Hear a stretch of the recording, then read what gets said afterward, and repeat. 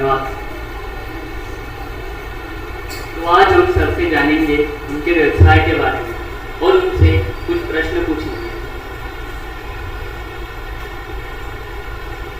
तो सर, हमारा पहला प्रश्न है कि आप क्या काम करते हैं और कहाँ काम करते हैं? मैं एक फिल्म में जॉब करता हूँ, BCV कमर्शियल व्हीकल लिमिटेड। तो मेरा वर्क है इस फिल्म में या इंस्पेक्शन करने का। जो स्टैंडर्ड रूम एक डिपार्टमेंट होता है, उसमें सभी प्रकार के गियर का एनालिसिस होता है, सभी प्रकार का इंस्पेक्शन होता है। जो गियर के पैरामीटर हैं, जो कंट्रोल चार्ट में किए रहते हैं, सारा इंस्पेक्शन हमारे यहाँ होता है। उसके लिए बहुत अलग अलग मशीनें हैं, CMM है, T65 है, कंट्रोल मशीन है और गैस ट्रैक है। इसमें सारे गेटों का कैलिब्रेशन भी होता है, प्लस सारे गेट का इंस्पेक्शन भी होता है।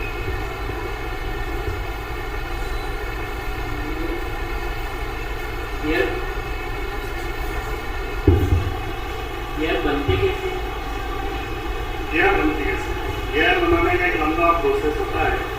सबसे पहले जो अपना स्टील होता है, वो होता है, उसको पिघला कर और एक साँचे में ढाला जाता है, अलग अलग साइड में ढाला जाता है। उसके बाद उसको निकाल के टर्निंग मशीन को उसका कटिंग करता है। तो इसमें सबसे पहले गियर में सेंटर बना जाता है, दोनों साइड में सेंटर, ताकि उसकी मशीनिंग अच्छे से हो सके। उसके बाद टर्निंग मशीन से उस पर पेन लगा के उसको फिनिश किया जाता है। ये थोड़ा पहले रफ फिनिश होता है, उसके बाद और ज़्यादा फिनिश होता है। ऐसा ही अपना सॉफ्ट मटेरियल होता है, इसको सॉफ्ट करने की होता है। उसके बाद ये गियर बन के आता है। उसके बाद इस पर हॉविंग ऑपरेशन होता है, इसमें अलग अलग टीथ काटे जाते हैं। किसी में सॉफ्ट है तो उसमें 4-5 गियर रहते हैं, कोई सिंगल गियर रहता है, कोई 4 टाइप रहता है, कोई सॉफ्ट टाइप रहता है। तो उसमें अलग अलग टीथ काटे जाते हैं। टीथ काटने के बाद उसमें जो बर वगैरह आते हैं उनको फिनिश करते हैं। उसके बाद उसका सेविंग ऑपरेशन किया जाता है, उसमें बहुत फिनिश होता है, सेविंग होता है। और इन सब में एक साइज मेंटेन की जाती है, धातु में क्या साइज रखना है, फिर उसके बाद सेविंग में क्या साइज रखना है। इसके बाद उसका ट्रीटमेंट प्रोसेस की वजह है, जहाँ पे इसमें बहुत ज़्यादा किया जाता है, वहाँ पे यह हार्ड होता है। और हार्ड होने के बाद जब ये आता है तो इसमें ग्राइंडिंग की जाती है। तो जहाँ जहाँ पे उसमें बेरिंग फिट करना है तो बेरिंग डायल पे ग्राइंड किया जाता है। अगर टीथ में कस्टमर ने टीथ ग्राइंड मांगा है तो उसको वापस से ग्राइंड करना पड़ेगा, तो सेविंग जैसे प्रोसेस होता है, पर वो हार्ड के लिए होता है, सेविंग सॉफ्ट के लिए होता है। तो ग्राइंडिंग ऑपरेशन होता है और उसके बाद फिर ये कंप्लीट होने के बाद फाइनल इंस्पेक्शन में आता है। यहाँ पे उसका फाइनल जो कस्टमर की रिक्वायरमेंट है वो सभी हमारे को ड्राइंग में दिया हुआ रहता है कि मुझे क्या क्या चाहिए। वो उसमें आगे भी चाहिए रहता है, OD का साइज देखता है, टी स्पान में देखता है, MOP को देखता है, अलग अलग मेजरमेंट करते हैं। वो सब फाइनल इंस्पेक्शन होता है। उसके बाद ये टेक होके कस्टमर को जाता है। तो इस बीच हमारा जो काम है, मेरा जो काम है, एक्चुअल में हम शुरू से लेके मतलब फर्स्ट से टर्निंग से लेके फाइनल इंस्पेक्शन तक हम लोग ही सब करते हैं। सबसे पहले टर्निंग हुआ तो उसमें OD की साइज क्या है वो हमको चेक करना है। कुछ क्रिटिकल पैरामीटर जैसे एंगल्स में रहते हैं, रेडियस में रहते हैं, रेडियस कैंटून पे चेक करते हैं। और जो कोऑर्डिनेट्स रहते हैं वो सब CMO मशीन पे चेक करते हैं। उसके बाद सेविंग होता है तो लीड प्रोफाइल चेक होता है, वो T65 मशीन पे चेक होता है, RA मशीन से RA का वैल्यू चेक होता है। तो ये सारी रिपोर्टें फाइनल रिपोर्टिंग हम लोग ही बनाते हैं। कस्टमर ने जो मांगा है तो हमको दिखाना बताना पड़ेगा कि ये हमारे गियर में आ रहा है और ये आपके रिक्वायरमेंट के उस पर है। जैसे गियर के भी प्रकार होते हैं? जी, गियर 5-6 प्रकार के होते हैं, जिसमें अपने यहाँ हम जहाँ पे तो अभी एक तो हेलिकल गियर, स्टेयर गियर है, जो ट्रांसमिशन गियर है। सबसे पहले ट्रांसमिशन गियर होते हैं जिसमें स्पर और हेलिकल होते हैं। उसके बाद टीनियर और क्राउन होते हैं। उसके बाद बोवेल गियर होते हैं, ब्रेक एंड पिनियन होते हैं और डबल हेलिकल गियर होते हैं। तो अपने यहाँ सिर्फ क्राउन, पिनियन और ट्रांसमिशन गियर ही बनते हैं और बोवेल गियर, 3 प्रकार के गियर अपने यहाँ बनते हैं। ट्रांसमिशन गियर अपने गियर बॉक्स में रहता है, क्राउन में पिनियन बैठने से पीछे थोड़ा सा रहता है, उसमें रहता है।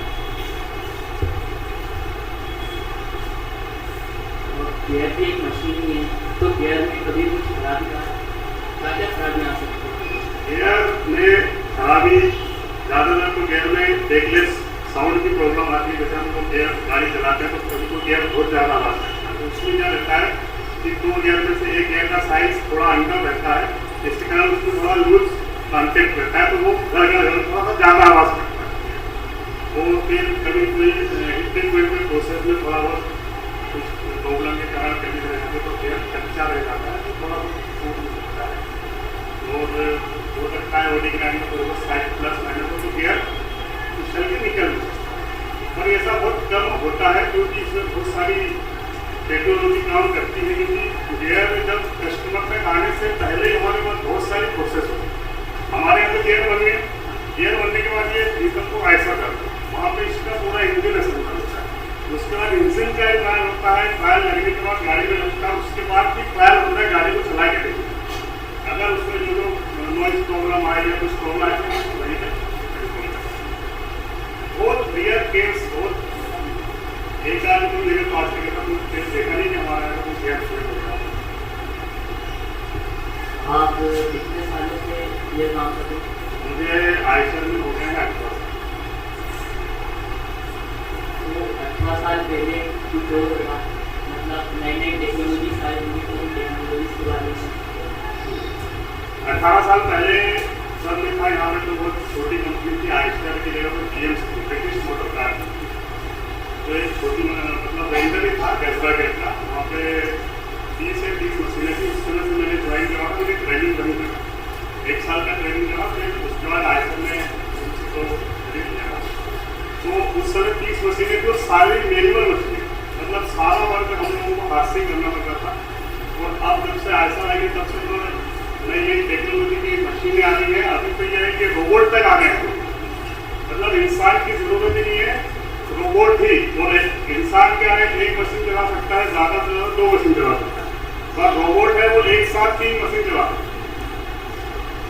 तो टेक्नोलॉजी तो रोबोट भी आ गया, CNC ऑपरेटिंग मशीन आ गई, हमें सिर्फ कुछ नहीं करना पड़ता, सिस्टम में अपडेट करता है, मशीन अपने आप सब चेक कर लेती है।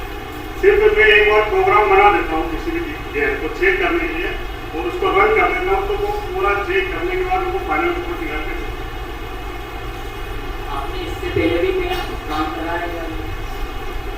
इससे पहले मैंने वही देवास में भंडारी फाइल्स में भी करा था, और एक इलेक्ट्रिकल करा,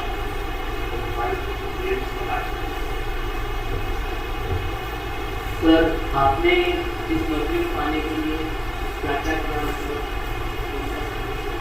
मैंने इस नौकरी को पाने के लिए पहले तो 10th क्लास को बेसिक सर्विस करना है, उसके बाद मैंने डिप्लोमा करा था मैकेनिकल। तो सर डिप्लोमा करने के बाद कुछ ट्रेनिंग वगैरह हुई या? हाँ, ट्रेनिंग तो हर जगह ट्रेनिंग दी जाती है। आप कहीं भी जॉब को जाएंगे तो पहले 3 महीने तो आपको ट्रेनिंग दिया जाता है, ट्रेनिंग रहता है, सारी चीज़ें आप जिस डिपार्टमेंट के लिए सेलेक्ट हुए वहाँ पर आपको ट्रेनिंग होती है। ये गियर बनने में कितना समय लगता है? गियर का अलग अलग टाइम रहता है, क्योंकि गियर छोटा भी रहता है, बड़ा भी रहता है। और हमारे यहाँ अगर कोई गियर 500 ग्राम का है तो कोई 40 किलो का लीजिए, जो बड़े बड़े ग्राम में 40 किलो वाले में टाइम ज़्यादा लगता है, 1-1.5 घंटा लग जाता है। छोटे गियर में 10 मिनट 15 मिनट, सब गियर का अलग रहता है, तो फिक्स टाइम नहीं। मतलब अभी तो थोड़ा कम समय लगता है क्योंकि टेक्नोलॉजी। हाँ, पहले से ज़्यादा, जैसे पहले 1 घंटे में 8 गियर बनते थे, और 1 घंटे में 20 गियर बनते थे।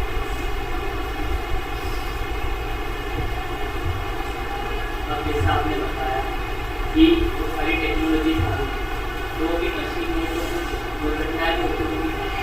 हाँ, दुर्घटनाएं होने के चांस रहते हैं, पर कंपनी सबसे ज़्यादा हमारे यहाँ एक ही ये कि सेफ्टी फर्स्ट, अपनी सुरक्षा सबसे पहले। अगर कोई एक्सीडेंट हो रहा है तो आप वहाँ से हर हाल में छोड़ के भागना, जो नुकसान होगा वो कंपनी संभालेगी। बिल्कुल सभी के लिए ये है सेफ्टी फर्स्ट। हालांकि जितना CNC है तो उसमें बहुत सारी सुविधाएं भी हैं। हमारे जितनी भी मशीनें हैं, अगर वो स्टार्ट होगी तो सबसे पहले उसके गेट बंद होगी। अगर आपने गेट उसका दरवाज़ा नहीं लगाया तो मशीन स्टार्ट ही नहीं होगी, तो दुर्घटना मतलब बिल्कुल चांस खत्म हो जाते हैं, क्योंकि जब गेट लॉक हो गया तो घटना घटेगी। आपका अपनी आपकी कंपनी की खास बात लगती हो जो आपको जो प्रभावित हाँ, मैं अपनी कंपनी में, वैसे तो पूरी कंपनी में क्या मेरा जीवन ही उससे चल रहा है, बुरा ही प्रभावित हो, पर फिर भी एक सबसे अच्छी चीज़ है जो हम सबको अपनी लाइफ में अपनाना चाहिए, और वो चीज़ एक्चुअल में है जापान की। तो जापान की पद्धति है, जापान एक ऐसा देश है जहाँ पे सबसे ज़्यादा आपदाएं, भूकंप, बारिश, मतलब जो भी आपदाएं सबसे ज़्यादा हुई है तो बहुत जल्दी जल्दी है, और वो एक ऐसा देश है जो बहुत जल्दी अपने आप को डेवलप कर लेता है, और अभी भी बहुत सारी चीज़ों में हम जापान पे निर्भर हैं। मेरे यहाँ जितनी मशीनें हैं वो लगभग सब जापान की हैं। तो वहाँ पे वो लोग बहुत अच्छी चीज़ मेंटेन करते हैं, जो हमारे यहाँ भी उस चीज़ को फॉलो कर रहा है, 5S। 5S में ये होता है कि वो उसमें फर्स्ट एस में यह है कि हमारे पास जो चीज़ है, जो वस्तु है, अनावश्यक वस्तु को सबसे पहले हटा। जैसे हम यहाँ बैठे हैं, हमारे लिए कोई काम की यहाँ नहीं होना, इसको बिल्कुल डस्टबिन में डाल दो, बाहर में, ये बार बार हमको यहाँ दिखना ही। उसके बाद सेकेंड में होता है कि जो चीज़ यहाँ है उसकी व्यवस्थित जगह है, जैसे मान लीजिए यहाँ है तो व्यवस्थित जगह होगी, अगली बार अगर मैं आऊँ तो ये चीज़ें यहीं मिलना, ऐसा नहीं कि ये यहाँ है। उसके बाद तीसरे में होता है कि हर जगह साफ सफाई हो, कहीं भी किसी प्रकार की कोई गंदगी नहीं हो, अगर ये साफ नहीं है तो तुरंत साफ। उसके बाद चौथे नंबर पे आता है हर जगह का वहाँ पे मानकीकरण किया जाता है, हर जगह जैसे फेल लगा है तो फेल को भी नंबर दिया जाता है, 1 नंबर, 2 नंबर, 3 नंबर, सब हर जगह, दरवाजे में भी नंबर, खिड़की में भी नंबर, हर जगह, ताकि किसी कहीं कोई प्रॉब्लम हुआ कि मशीन नंबर 7 तो बोलने लगी कहाँ है, अगर लिखा है तो फट जाती जाएगा 7 नंबर पे, ये प्रॉब्लम हो जाकर तुरंत हो जाएगा। वो सबसे 5वां में है कि इन सब और ऐसे इन सबको अनुशासन में रख के हर व्यक्ति अपनी जवाबदारी, अपनी जिम्मेवारी से काम करेगा। ऐसा नहीं कि मैंने बोल दिया तो मैं नहीं करूँ, बाकी आप सब करो, ऐसा मुझे नहीं करना, मैं अपनी जगह पे करूँ, आप अपनी जगह पर करिए, वो अपनी जगह पर, सबकी। तो ये 5S इतना चल रहा है, अभी हमारी कंपनी में 20 मिनट इसी के लिए रखो, 10:40 से लेकर 11 बजे तक 20 मिनट का टाइम साइलेंट होता है, और इस 20 मिनट में आपको इन सब 5S को ही मेंटेन करने का निर्देश है कि आपको इस 20 मिनट में कुछ नहीं करना, सिर्फ यही करना। आपके पास कोई ऐसी चीज रहेगी है जो आपके काम की नहीं है तो आप उसको तुरंत रखें। ये मुझे सबसे अच्छी लगती है, और ये चीज कंपनी में क्या हम लोग घर में भी कर सकते हैं।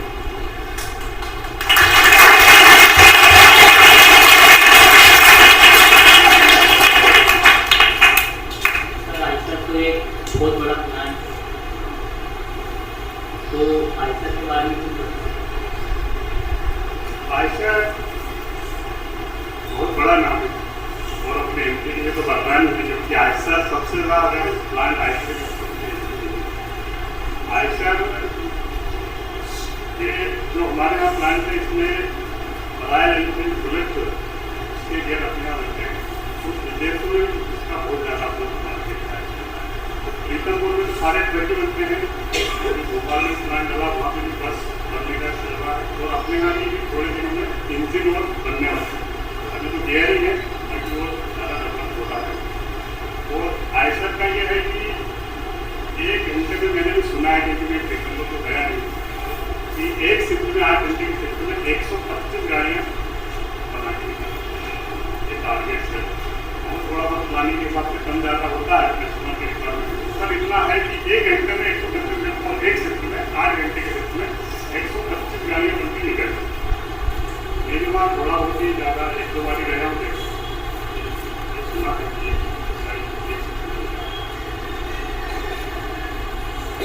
आपको क्या फर्क लगा कंपनी में जब आप 18 साल पहले बैठे और वो आपको 18 साल हो गए उस कंपनी में? फर्क ये कि पहले जो थे, पहले बहुत कम लोग थे आयशर में, एक लोग वर्क था, सुविधाएँ कम थी, मतलब हम लोगों ने जब काम किया उस समय तो हमारे पास थे भी नहीं, 7 लोग तो थे नहीं, मतलब ऑफिस में थे, और मैं जहाँ हमारे पास जो लेब थी, जो मशीन थी, चाइना की मशीन थी मैनुअल, उससे हाथ से काम करना पड़ता था, वहाँ भी ट्रेन नहीं था, इतना मतलब छोटा सा प्लांट था। और अब आयशर आया तो हमारे यहाँ देवास में 5 मिनट, और 5 मिनट में पूरा अभी तो मैं यहाँ पे उसमें 5 AC लगे, और सारी CNC मशीनें, और मेन पावर्स की कमी नहीं, पहले तो बहुत कम लोगों को काम करना पड़ता है, तो मेन पावर्स मतलब कुल मिला के बहुत अच्छा है, बहुत ज़्यादा उन्नति कर रही है। तो अपने यहाँ देखने अपने साथियों से अनुरोध करना चाहूँगा, अगर उन्हें कोई प्रश्न हो तो सबसे पूछ सकते हैं।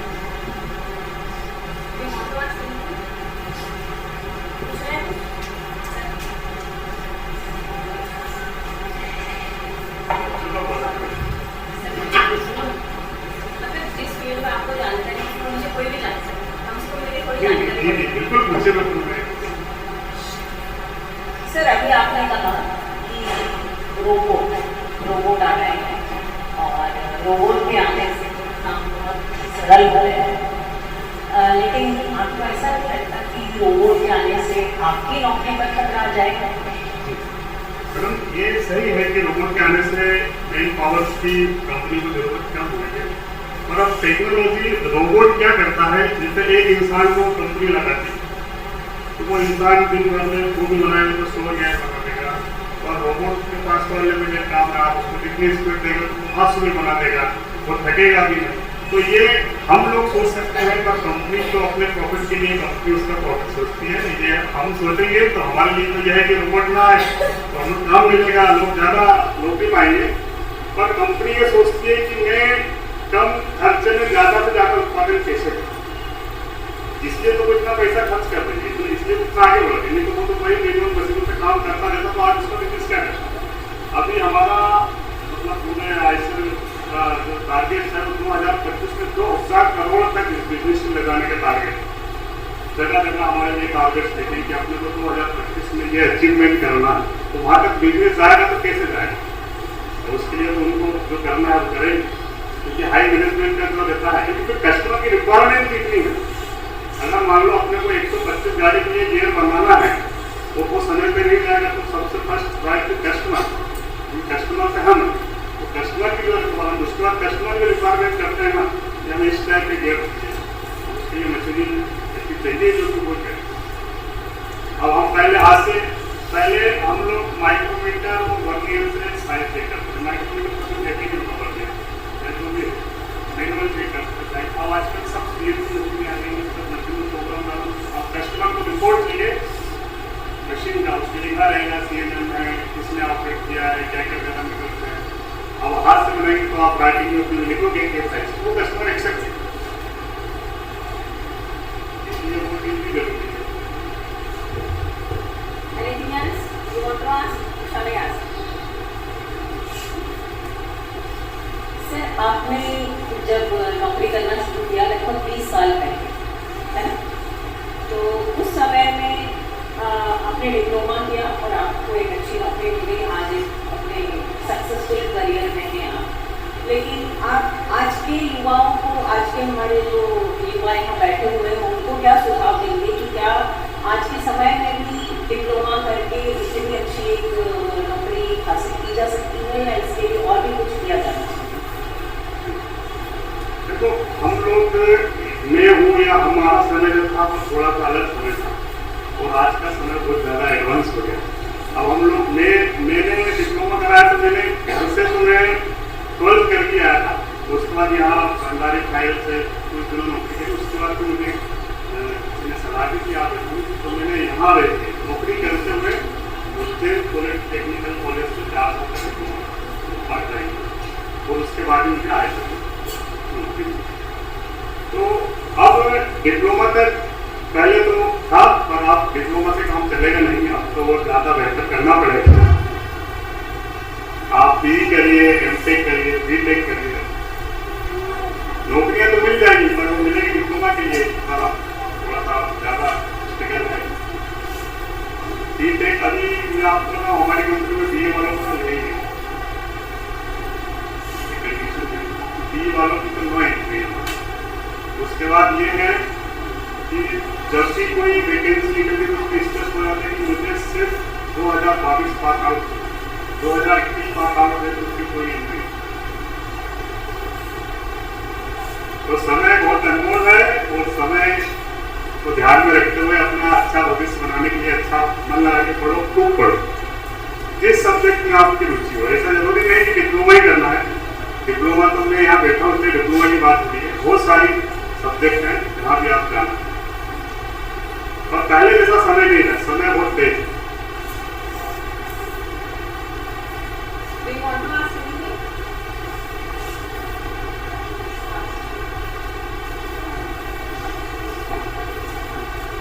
सर ये रोबोट बिल्डिंग बना सकता है? ये रोबोट बिल्डिंग बना सकता है? What is सर ये रोबोट बिल्डिंग बना सकता है? बिल्डिंग बना नहीं, रोबोट बिल्डिंग हमारा बात जो रोबोट है वो नहीं बना सकता है। अभी ऐसा कोई रोबोट आया नहीं तो बिल्डिंग बनाएगा, क्योंकि बिल्डिंग बनाने के लिए तो बहुत सारी चीजें हैं। वो रोबोट एक जगह फिक्स हो सकता है। रोबोट क्या है, हम लोग ने पढ़ा होगा क्वांटिटी जीरो, कुछ नहीं, हम शून्य को जीरो मानते हैं ना, हमारे यहाँ सब कुछ जीरो से ही होता है।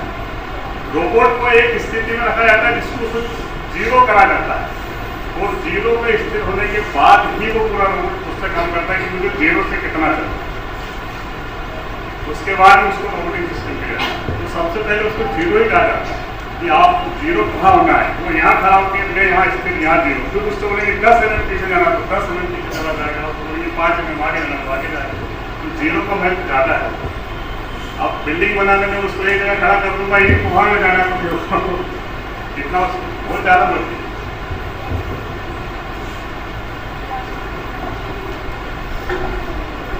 सर आप आईसर में जॉब करते हैं, आज हम फ्यूचर की बात करें या प्रेजेंट की बात करें तो सभी इंजीनियर्स एक दूसरे से कनेक्टेड है। तो आप आईसर में जो जॉब करते हैं वहाँ पर कौन कौन से इंजीनियर की हमें ज़रूरत होती है? हमारे यहाँ तो इंजीनियर में मैकेनिकल इंजीनियरिंग सभी, सिविल इंजीनियर तो है ही वहाँ पे। इलेक्ट्रिकल इंजीनियर भी है तो बहुत कम मात्रा, क्योंकि इलेक्ट्रिकल डिपार्टमेंट से उसमें 2-4-10 लोग ज़्यादा है। मैकेनिकल इंजीनियर सबसे ज़्यादा, और सिविल के लिए है तो कंपनी उसको इंजीनियर आजकल सब कुछ ठेके पे देते हैं बाहर के इंजीनियरों को। कंपनी में कंपनी के एम्प्लॉय नहीं रहते, कंपनी अपने एम्प्लॉय नहीं रखती, वो किसी भी थर्ड पार्टी को ठेका देके उसका बिल्डिंग का काम करवाते हैं।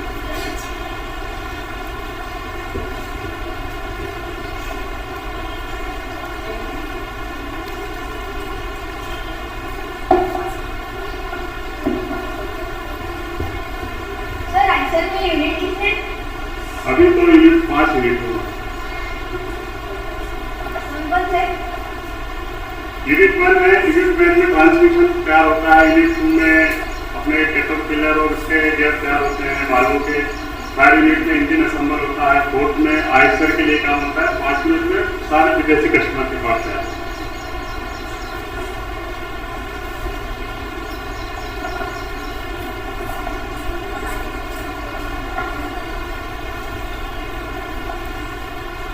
सर रोबोट क्या क्या काम कर सकता है? रोबोट क्या काम, रोबोट से हम जो जो करवाना चाहेंगे, रोबोट मशीन में गियर लगा सकता है, निकाल सकता है। एक साथ 2 मशीन में निकाल सकता है, 3 मशीन में निकाल सकता है।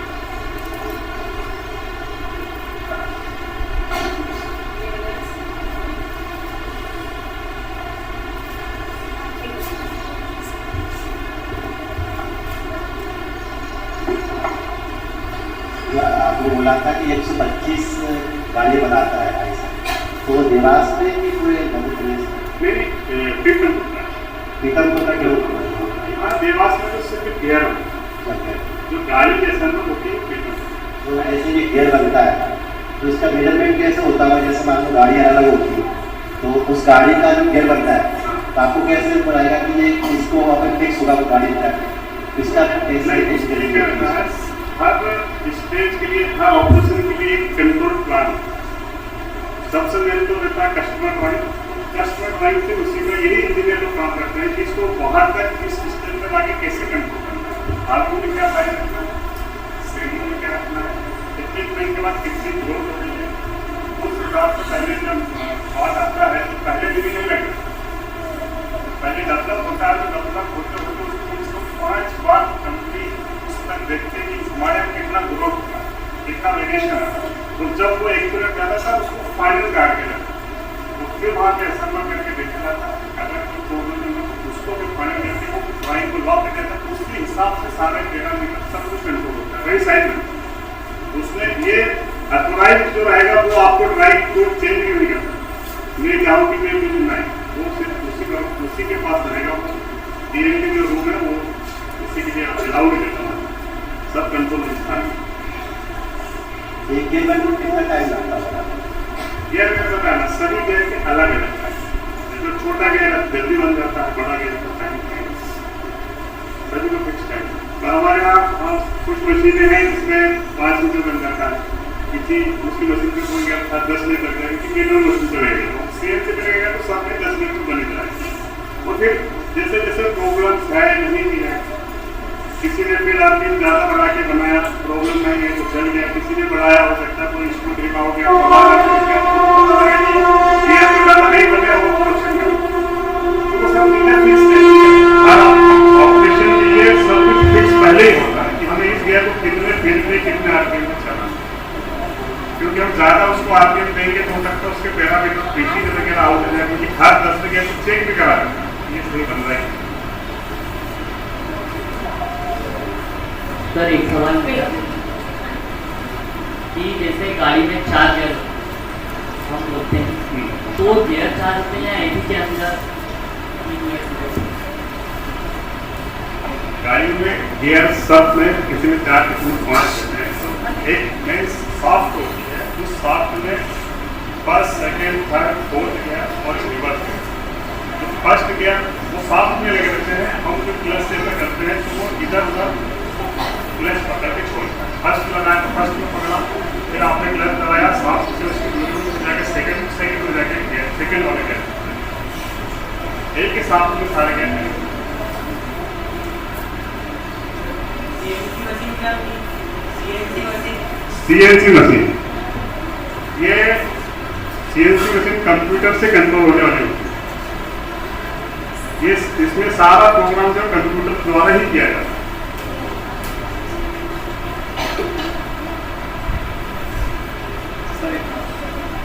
जो भी प्रोडक्शन होता है तो मार्केट में हर एक प्रोडक्शन का डुप्लीकेट चलता है, इसलिए कोई ऐसा कुछ है? डुप्लीकेट चलता है तो वो ओपन मार्केट में चलता है। हमारी कंपनी अगर देगी तो कंपनी का अपना ट्रेडमार्क रहेगा। आजकल तो सभी गियर पे वो बारकोड लग के जाता है ना, वो हमारी कोई टेक्निक कॉपी करेगा तो वो सामने, क्योंकि वो तो कंपनी उसी से खरीदेगी। कस्टमर जज कैसे करें अगर लिया हमने बाहर से दुकान से? नहीं तो कस्टमर और हमारा तो वही है ना, बीच में है ही नहीं।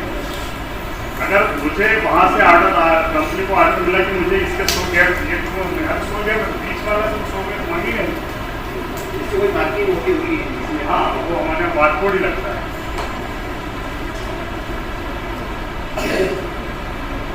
बारकोड स्कैन करके पता किया जा सकता है। आपने ये पार्ट पर बनाया डेट बाई में जो भी सारी चीज़ें उसके अंदर।